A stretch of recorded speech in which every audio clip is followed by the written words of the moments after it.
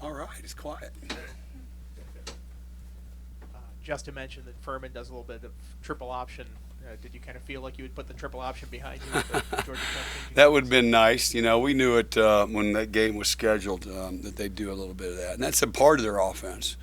And they'll get into multiple looks with the same personnel, but that's a part of their offense. I mean, they'll run the spread bone or whatever you want to call it, and the stuff that we've had some experience with Georgia Tech. And they'll shift to it. They'll shift out of it and get into some ace-back stuff, some two-back formations, and besides go from two-back to the bone and those kind of things like that. So we've got to be ready, and we've got to communicate, and then we've got to get ready to get after the line of scrimmage when it's all said and done. This is a really talented football team offensively, an experienced group.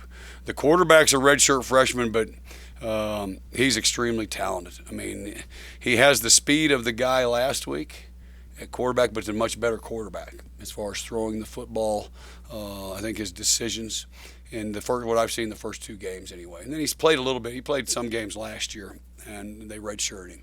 But really an extremely talented guy. He's long. It kind of reminds me of Hendon Hooker a little bit. Not quite as big as far as physical thickness, but that kind of an athlete. And you guys have seen Hendon when he's in there and has the capabilities with the ball in his hand. But he's got a live arm like that too. But they've got a dynamic tailback. A couple guys. They got a couple good fullbacks, and they got a couple really good receivers. One, number 89, is just he could play anywhere in the country. Just really fast young man and dynamic playmaker, and the quarterback has the ability to get him the ball. So, and they got an experienced offensive line. I think three of their guys are like preseason all-conference guys. So, it's a group that have a lot of respect for. They're well coached, and we're going to have to be prepared for a lot of things, not just for the bone, the spread bone, whatever you want to call it, and then just their multiple formations, and then their passing game off all that stuff.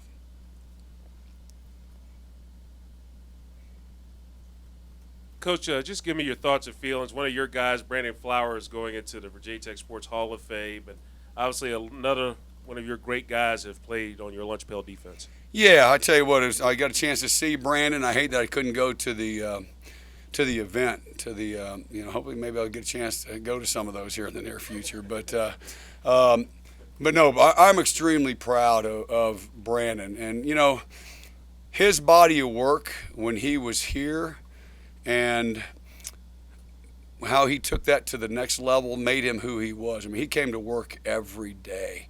And was he the fastest guy that I had ever? No. But maybe the best, one of the complete football players, maybe one of the better football players, period, at any position that we had here. And just very coachable, very technique and fundamentally sound, very physical, tremendous football IQ, and on top of that, an outstanding young man at the time, and turned into be, what a great NFL career, but what a great young man. And just really, really proud of him. It makes, as a coach now, being here as long as I've been and starting to see a lot of our guys that we had the opportunity to coach. We've had a lot of good years here, but a lot of dynamic football players, and Brandon was one of many, and I'm hoping there's going to be several more that's going to be able to join him, but really excited for him.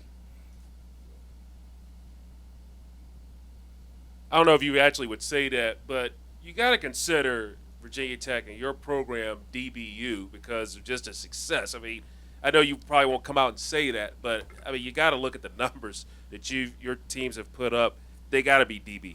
Yeah, well, we stake claim to that a little bit. I think there's a couple other universities. I think LSU, Florida, and us are probably the three, and maybe Ohio State in that mix too. But we've had a great tradition. And we've done some really dynamic things on the back end and really produced some really dynamic players. But that goes back to them. I mean, obviously we have a great skill, and we develop and have a culture that's a work ethic second to none that prepares them for the next level. And I think what we've done over the years is something very multiple in the back end. The NFL guys like our guys because of the skill set that they have, but also their workmanlike approach and their football IQ. So that's something we're really proud of, and I'll stand on the table to defend that claim.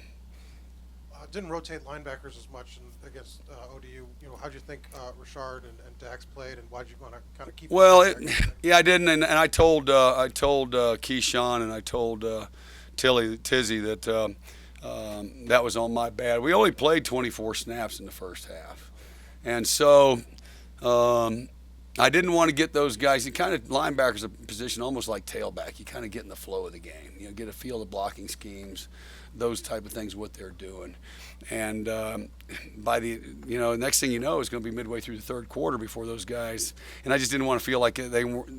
Now, I'm sure they were ready to play, but you know what I'm saying. It's just been they've sat for a whole half in a series or two, and that was just my concern, putting them in and making sure that they were sharp.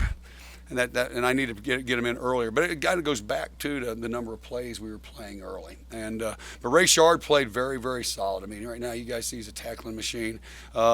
Dax, we've got to still clean up a couple little things, but he's all over the field.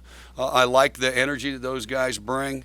I like the effort that they play with. We're developing some eraser ability, being some good tacklers. Rook's been playing on the other team's sideline of scrimmage. We got to get some more play out of the backer spot a little bit, being more productive as far as behind the line of scrimmage and whatnot. Dax had some plays last year behind the line of scrimmage.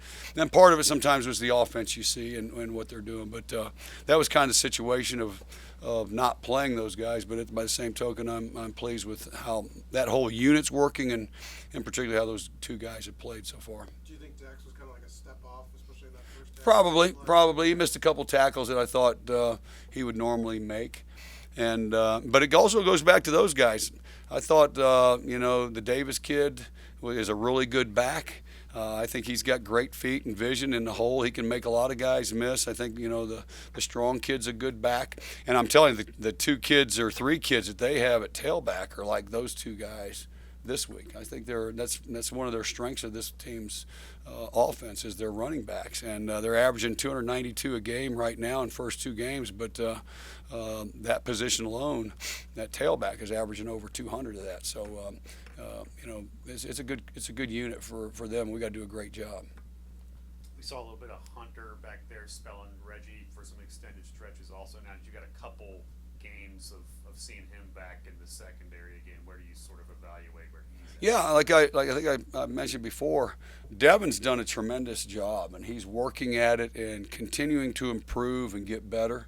It's been really, really good on special teams for us, which that's all those guys on our side of the ball, because the majority of them are playing special teams, and that's such a big role. And the one thing Devin's done is he's embraced his role on the team right now, but he's also embraced getting better, knowing that he has an area of improvement, and he is working that way, which I'm really pleased with his approach and how he's working. Norrell Pollard, just curious, you were high on him in fall, and he's played a lot, and he almost had that loss on 4th and 2, couldn't wrap the guy up. What have you seen from him and his development? Is he close to kind of taking the next step? Those freshmen get a couple of games. Where do you think he's at? Yeah, I mean, Norrell's he's a little bit like Dax Hollifield from the standpoint. I mean, he's a contagious guy. He's got a lot of energy, very vocal guy, very enthusiastic. Him and Mario both have played quite a bit. Now, they played 2 college games, and they weren't here for spring practice. Little things are continuing to, and we've got to work on and continue to improve on, like their first step or hand placement, or still, I would say their mind's still tying up their feet a little bit. But at the same time, I really like Norrell, who he is. I like this young group. Throw Josh Fuga in that mix.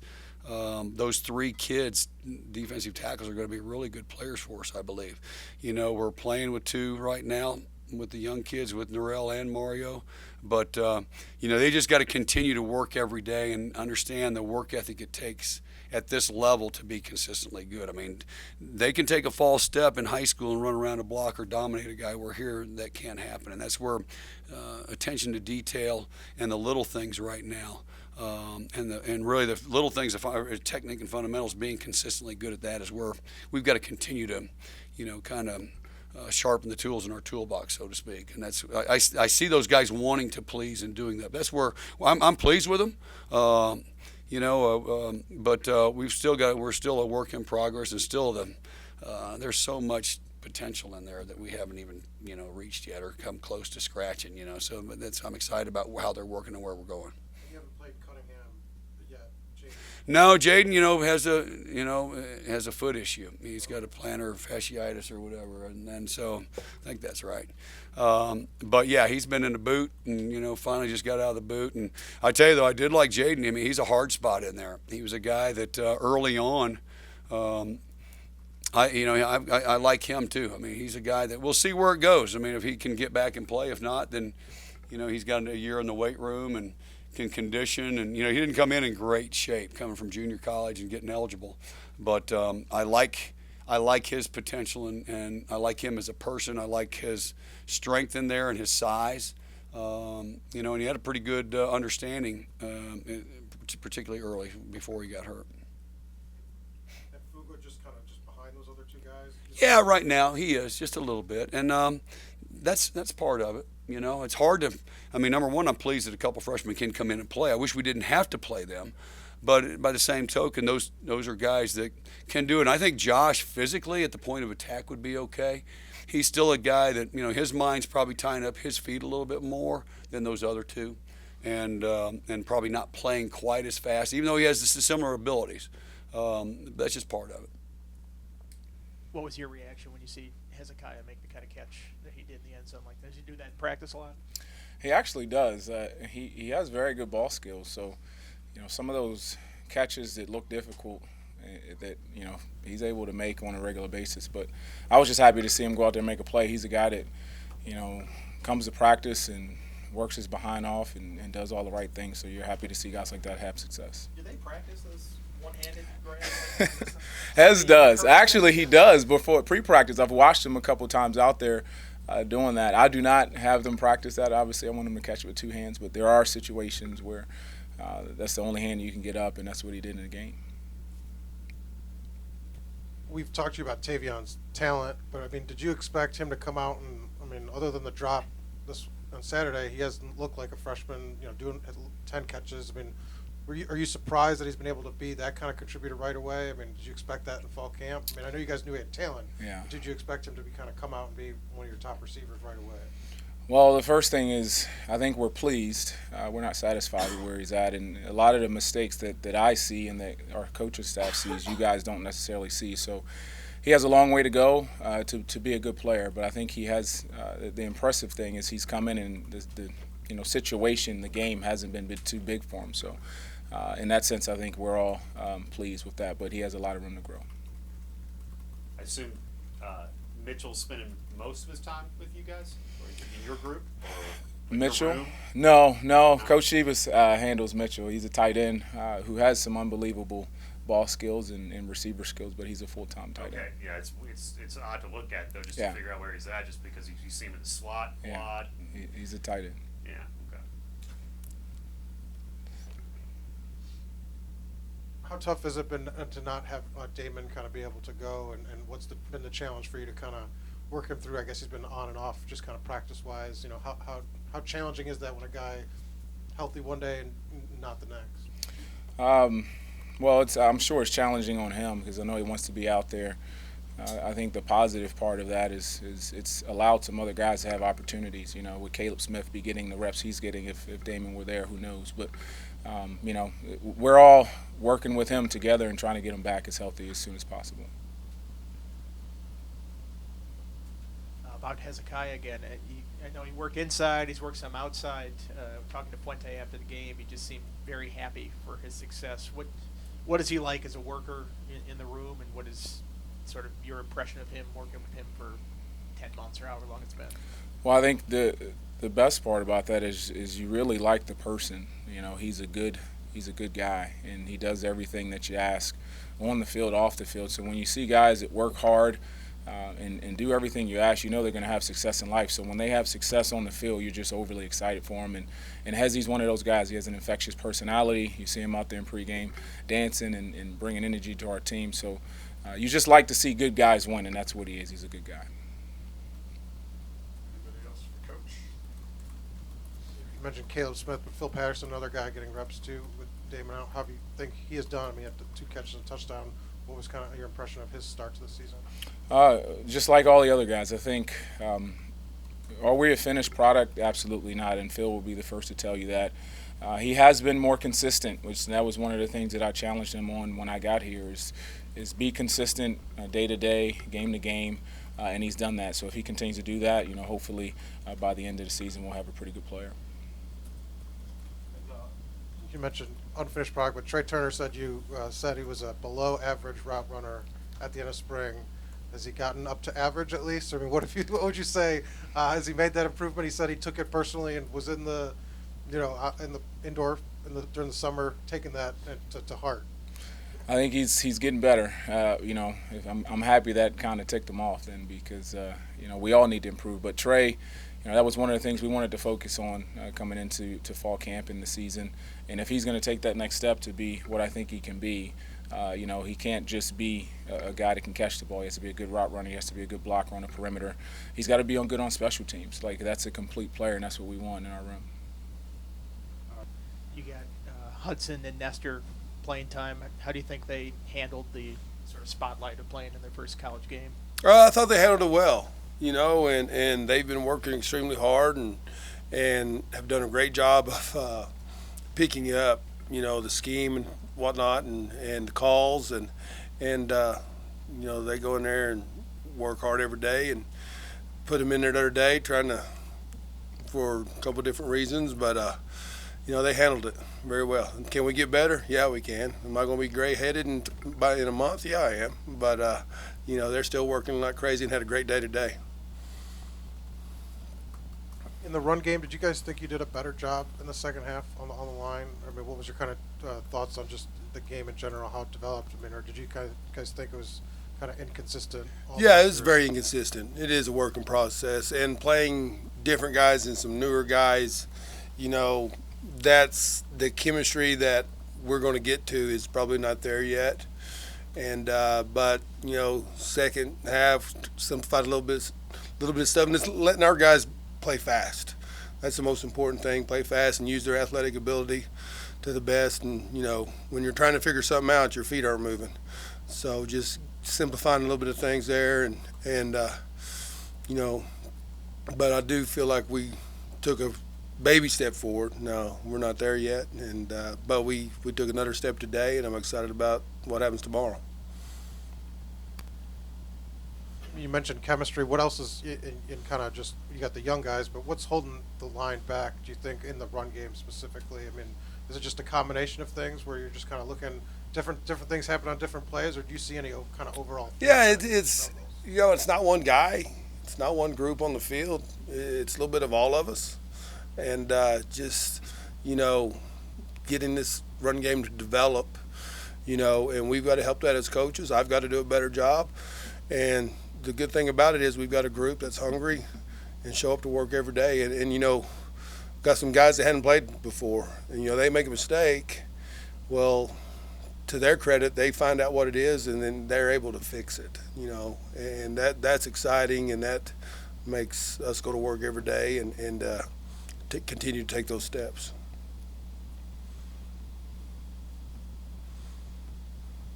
With Harris, was that just kind of performance you wanted to get Hudson in? What was kind of you made the switch at halftime? I'd planned to do it a little bit earlier in the game and just didn't, and then did it at the half, and then once the half got started, we came out and moved the ball pretty well. Just who's hot, stay with it. One of those deals.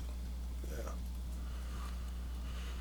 How much of a luxury is it just to have kind of more depth this year and be able to do that, make a switch like that at halftime, just at multiple positions, people who can slide into other positions? Like, how do you use that to your advantage? Is that something that you talk about a lot, or? It's something we talk about all the time, and it is a luxury. If something doesn't look right, I don't have to look at it very long, or at least try someone else until they look don't look right. But and it's a very competitive situation in our room, and then what that does, everybody's tuned in meetings, everybody's tuned in practice, because they know, because I've got a very good group that's all hungry to play, and that's, I've been in situations before where a guy could break his leg and he'd still play. Well, that's not the case anymore, and but hopefully we can get going here forward and figure out who's who a little bit. But what have you done for me lately is sort of our policy in our room. With you guys, you got the injuries and you got kind of young guys. Do you announce the starters like Thursday, Friday, or do you wait till the end of the week? How does that work? Just the process, for you, like when you're dealing with who you're going to get back, you're not sure. How does this kind of work here? Right.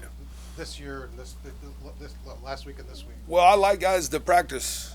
That tells me a lot more than guys that might be well. They like, especially Tuesday's a big work day for us. Wednesday's a big work day for us. Thursday's a perfect day. And I need to know something by then usually and get a plan. Now, if some guys get well, and okay, I'll put you in a series and see what it looks like. But no, our big deal around here is you got to practice to play. So do you tell them on Friday then if they're going to start? They usually know by then or Thursday. Starting wise, they're not. I keep them, especially these young guys, I keep them on edge all the time. But by reps, if they can figure it out, they could. Yeah. All right. I'm curious, did you stay up to see your catch on the Sports Center top 10 highlights? Actually, I don't even have cable, so it was sent to me. I didn't even realize I made it, but it felt good being on. You already on TV, but being on ESPN, it was a big deal for me and my mom. That one-handed catch, I was curious. I asked Jafar about whether you guys practice those out there. He says he would like you guys to catch it with two hands, but there's chances or opportunities where you have to go up with one hand. You don't really have a choice. Do you do that a lot in practice, beforehand or after or during? Yeah, I try to. Because obviously D1 sport, we got here because we know how to catch two hands, so I'd rather practice the catches, rare catches. So, before every practice, I grab a teammate, probably Tavion Robinson, grab him, we go over one-hand catches. But it's just, for situations like that, just to get the right hand-eye coordination. Are you good at it? Is it something you have down at this point? I wouldn't say I'm good at it. I'm trying to get better. But, obviously, favorite receiver, Odell, trying to get on that level. But who knows? Understanding you're probably getting some more looks with Damon off the field maybe, but you look more comfortable out there than you ever have. Is there an area of your game where you felt like, I don't know if you felt like you needed to improve in, or that you just kind of naturally have evolved over the course of the year from last year to this point that's gotten better? I feel like it was just a matter of time, because obviously my freshman year, for me, it was hard making that transition from high school to college. So, I feel like time was something I really needed. And I just, talk to myself a lot, just trying to play comfortable. It's something I've been doing all my life, so there's nothing changed. Just, bigger, stronger, faster dudes. So you talk to yourself a lot. What do you say? What are you talking about on the field or in practice, or what do you mean? For example, when the ball in the air, look it in. Going out there for punt return, look it in. Just little stuff, just side notes to myself, just to stay focused, just trying to keep myself on track. Curious, kind of along the same lines, but Jafar said that he had challenged Trey Turner about his route running at the end of spring. That was one of the main focuses. What did he say at the end of spring for you? What was his kind of challenge to you? But what did he want to see from you going forward? He wanted me to learn every position. That was his main focus on me, because he know I'm gonna come out and perform every day, try to give my best. But his main thing was just after looking at the ball and everything, it was just learning all positions, because I'm now one of the guys that's supposed to know all positions, moving up. And obviously we got more guys coming in, so he wanted me to be one of those leaders in the receiver room. But that was just my challenge for me. Lecitus, you guys have sort of struggled as a team running the ball. I'm just kind of curious the mood in the offensive line about some of those struggles. Honestly, we noticed that, we have been struggling running the ball. We like to, get more yards and progress more as a running football team. It's definitely frustrating to us as an offensive line because honestly, we take it to heart. It's not just something we accept. It's something we know we need to get better at because it kind of tags at our character. Like we need to be more aggressive up front, get more movement. If we got to get to the second level and get to those backers, and that's what needs to be done, and that's what we need to do. So it hits, right at home. It hits us in the heart. We know we need to get better at that. Coach Vice said you guys took a baby step forward in the second half. What did you see was the difference there, after halftime, with kind of getting a little more movement in the run game?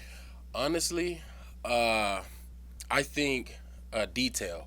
In the first half, we were running the ball a good bit, but like I said, we wasn't exactly dialed in. So it's like, okay, we need to get the down lineman, the defensive line moved first, and then eventually climb to those that secondary, those linebackers and stuff like that. And we weren't exactly getting the job done.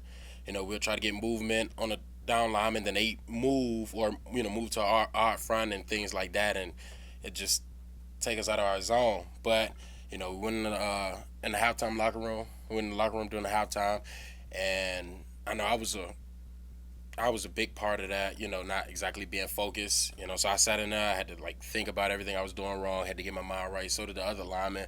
Silas and Christian Darrensaw. We just had to sit and just be like, all right, calm down. Let's make calls. Let's point out who we got. If we're working a double team, let's know who we're working to. Just had to get stuff like that. Get on the same page and stuff like that. And the freshmen, you guys played two of them, Brian Hudson and Yes. Doug. What you kind of see from them, and how are they kind of developing right now? Those two guys, those are some big guys for one. Those are some big freshmen we had come in. But I definitely like the fact that they are able to play early. And I say that because you got a lot of freshmen linemen that come in, or freshmen in general that come in, and I mean, taking that step from high school to college, it's a big step. It's a different world. So the fact that they can come in and do exactly what Vice tells them to get the job done is impressive. Because a lot of people can't do it. You come in, no matter how big and strong you are, if you can't do what your coach is telling you to do, take the correct steps and know who you're working to, it's not gonna work. So I'm proud that they can do that. Mr. Smith, what do you feel is the toughest thing about run blocking? Is it a state of mind, or what do you feel is, if there is a tough thing about run blocking? The tough thing about run blocking for me is it's not only, a lot of people think, oh man, you got to just be able to run the man off the ball. It's not always that, because like I said, a lot of times on that offensive line, we're working double teams. And if not that, if I got a 3 technique and we're running the play to the left, I can't just come off the ball, just head first, because if he swim moves me or, makes a move or anything like that, now, I'm beat. He's in the backfield making that tackle. So you have to be under control, but at the same time strong. Because, you got those linemen coming off the ball full speed, and we have to be, more under control to, either work that double team or just get under his pads and fit up just right. Their job is to pretty much just get passes, but we have to fit up just right. And if it's not just right, then you may not block them the way you're supposed to, or the double team may not work the way it's supposed to. Do you have a preference between run blocking or pass blocking? Not exactly. I definitely feel like I got better at pass setting, so that's something I kind of like to see myself doing on film now. I see myself getting better at pass setting, but like I said, as an offensive line, we notice that we're not moving the ball like we should, and so I much rather now just run the ball more, and we just we need to get better. Like I said, it hit us dead in the heart. It's not like we're just moping around oh man, we gonna toughen up. We gonna get it right for real. We gotta move those down linemen, get to those backers, and even safeties or cornerback if it's a hot blitz. We'll do it. We'll get the job done. We gotta get it done. I think you guys had a pretty clear leader on the O-line last year in Chung, who really directed a lot of traffic. And now you look at the line, it's sophomores and freshmen with Hoyt out. Is there somebody that's sort of stepping into that Chung role from last year, maybe taking charge of that room, or is that a work in progress at this point? Well, I kind of want to say, yeah, it's Hoyt a little bit, but as far as, because Kyle Chung, he was a big help in that offensive line. He'll tell everybody where to go and this and that. I mean, Hoyt is somewhat the same way, but as an offensive line, like as a unit, we're not exactly looking for that guy anymore. You get what I'm saying? So me and, Christian or Silas and Doug, we're not getting down, looking at the center for our rules and like what to do and who we're doubling to. We kind of want to know it ourselves. You get what I'm saying? So some days we come to practice and we're sitting in the film room and Vice will go, oh, Silas. He'll take Silas from right tackle and put him at left guard or left tackle. You get what I'm saying? Because he wants us to not only have to depend on, he don't want us to have to depend on one man. He wants us all to know exactly what we have to do so we don't have to depend on that one person. Because if that person, if it's Hoyt and Hoyt's not playing, then we can't depend on anybody but ourselves. So we communicate as offensive line. So, because I may not know everything, that CD's supposed to do, and he may not know everything that I'm supposed to do. So when I get on the line, I make the call and I tell him, I'm bobbed up, I'm manned up, or we're working a double scheme or, something like that. So, we just try to communicate the best we can instead of relying on one person. Obviously, a lot's been made of, the run blocking being a little bit of an issue, but the pass blocking has been pretty solid. Is that something that you guys kind of take confidence in? And, how do you think that you've improved this year in the pass blocking? I feel like we improved because we work with Vice a lot on, pass blocking because I know for a fact me personally last season, it wasn't very good, It's small things though, like if I'm supposed to be setting a sort on the left side, I have to know in my mind, I got to keep it in the back of my mind, okay, just because I'm setting a sort, I can't get turned out. You get what I'm saying? So if I'm setting and I get turned out because I see somebody coming off the edge and they swim back inside, now that hole is wide open for them to get to the quarterback. So it's small things. So I know that I got to set straight back. And the only thing, nothing really changes my pass set, except the only thing it changes is my eyes. So I know if I'm setting a sort, I'm setting straight back and my eyes are there. Nothing's there. I'm helping the center. You get what I'm saying? So that's like something we can't. We can't change our footwork or anything like that. Everything has to be the same unless it's like an 80 pro where we're just sliding left or right. It's the only thing that'll change us.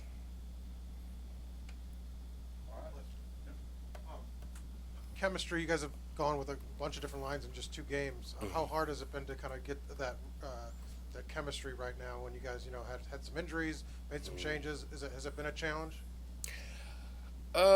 Somewhat.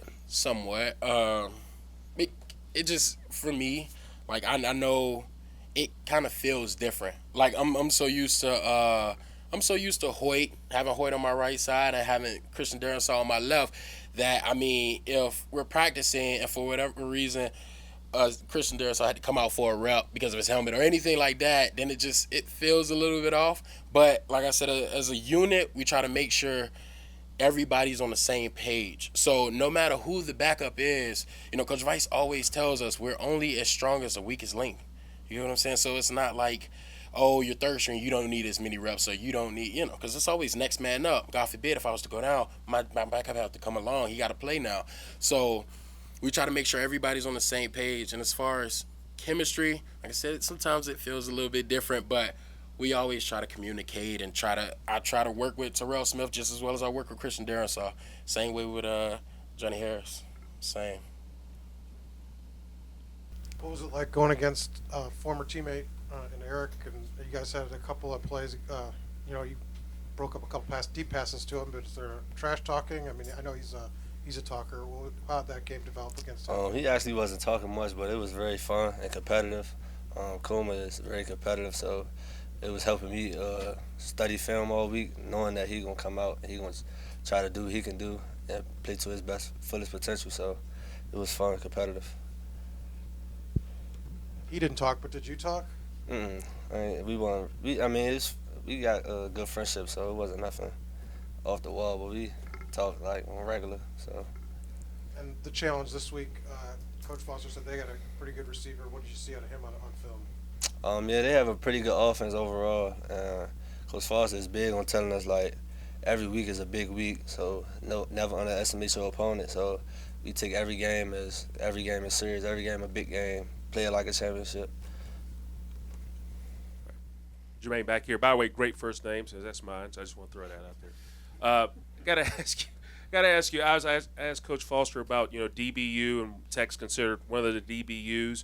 What's it like being a part of that proud tradition? Obviously, a lot of great defensive backs have come through Virginia Tech. It's great upholding the standard and knowing what the guys that came before us did, and knowing what we have to do. It gives us a challenge. Like we're not just playing football. Like we got to live up to something. So.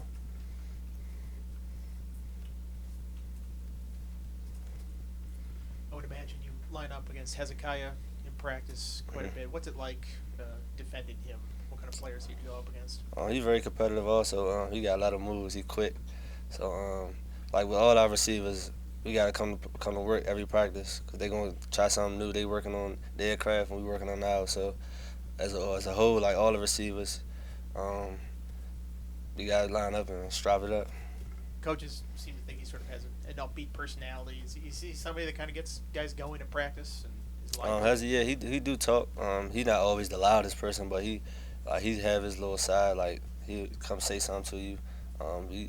Like as the DBs and receivers, we talk on the side about what we can do to, like what we look for at the wide receiver and what the wide receiver look for in us to help us.